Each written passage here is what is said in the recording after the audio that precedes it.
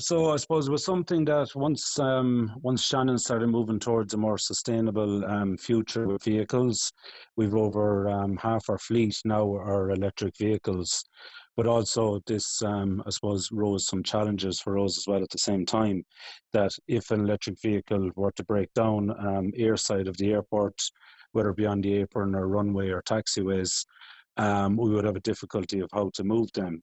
So at that time, we looked into what were the options, and this was the best option for us, was to bring in a vehicle unit that would allow us to move electric vehicles if they were to become immobilized on the apron, or if one were to catch fire in any form of situation, whether it be landside or airside of the airport. So it's a huge move forward for us from a safety side for our firefighters and also for our passengers and staff at the airport. And Mark, has that been a problem thus far, electric vehicles breaking down and an inability to move them, or is it just a case of planning for all eventualities? Well, I suppose the difference between an electric vehicle and a normal conventional vehicle, you can't just lift them with a forklift, or you can't tow them or drag them, because with them, obviously the batteries are underneath, which is it's in a very dangerous situation if they were to, when lifting with a forklift, if they were to pierce one of the cells of the battery, it would become in a fire situation.